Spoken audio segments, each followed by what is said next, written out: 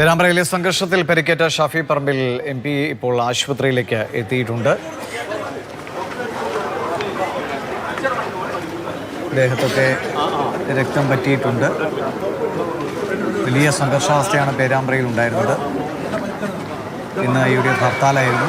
രാവിലെ മുതൽ തന്നെ കടകൾ അടയ്ക്കുന്നതൊക്കെ ബന്ധപ്പെട്ട് ചെറിയ പ്രശ്നങ്ങളൊക്കെ ഉണ്ടായിരുന്നു. ഏറ്റവും ഒടുവിൽ വലിയൊരു സംഘർഷത്തിലേക്ക് എത്തുകയുമാണ്.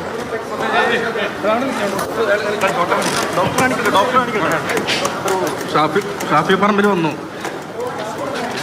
വിഷ്വലി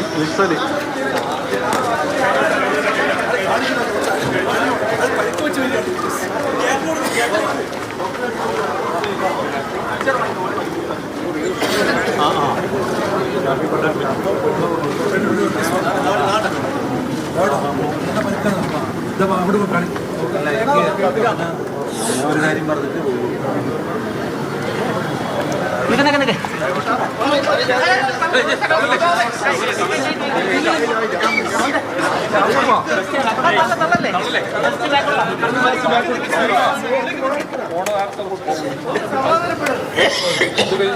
ഷാഫി പറമ്പിൽ MP സംസാരിക്കാൻ പോവുകയാണ്.